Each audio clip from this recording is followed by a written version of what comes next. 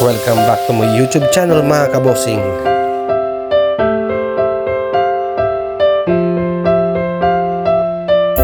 Mga kabossing, so for today's video natin yan, gusto tayo ng giniling na baka. Ito yung mga rekado natin. Yan, sa tagal ng panahon na miss ko rin itong giniling na baka mga kabossing. So yan, start na tayo maghiwa mga kabossing. So yan mga kabossing, start tayo mag-isa. Ito tayo mantika, bawang sibuyas, luya. Yan, nagsabay-sabay natin yan mga kabossing. So mix-mix lang natin. In-add natin yung ating giniling na baka mga kabossing. Yan. Yan, so diretso gisa lang din mga kabossing. Medyo frozen pa yung gitna niya. Hindi pa natin gano'n na-defrost.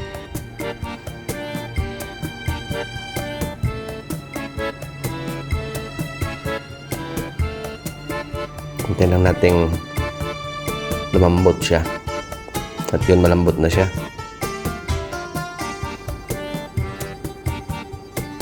So, ganyan lang kadali mga kabossing magluto ng giniling na baka.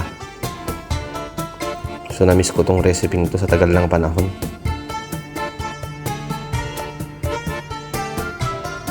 So, na-add na tayo ng ating tomato sauce.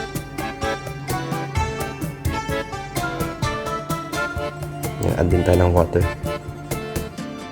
So, depende po sa inyo. Pwede pong tomato sauce, pwede pong ketchup. Kaya lang po dito sa Israel, wala po tayong banana ketchup. So, no choice po tayo. Yung talagang tomato sauce lagi natin. Medyo masim-asim lang siya ng konti.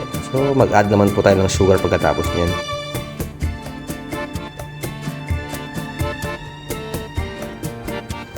Yan, halo-halo lang natin mga kabossing.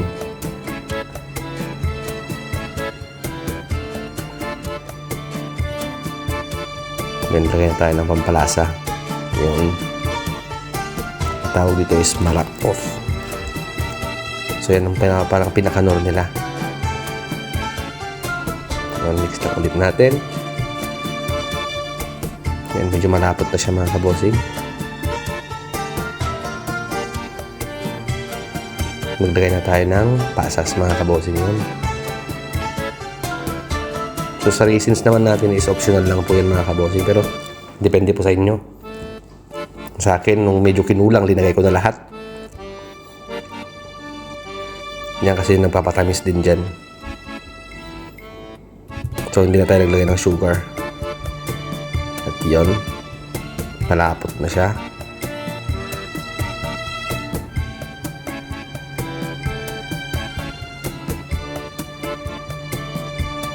Lapot na. Add na tayo ng ating patatas siya, carrots mga kabossing yan.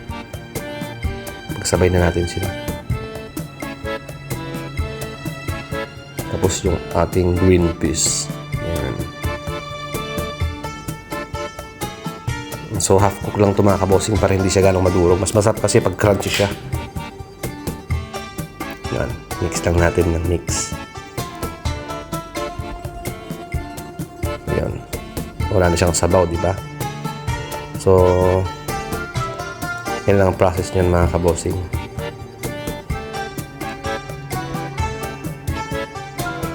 Add tayo nung pampanghang. Yun.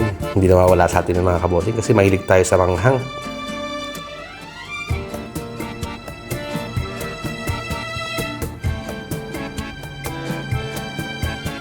Yan, patuloy lang ang pag-mix natin para hindi masunog yung ano niya. So, binababa natin yung heat niyan mga kabossing. Nasa medium heat na lang siya.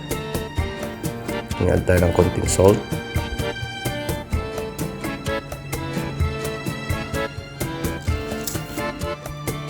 Saka yung ating white pepper.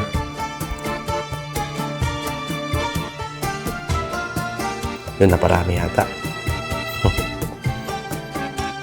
Then, mix lang ulit natin.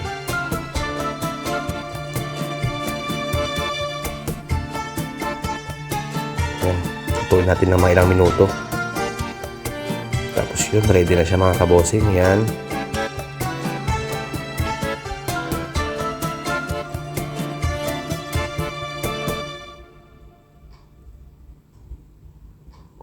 Yun. Lagyan natin yung bell pepper.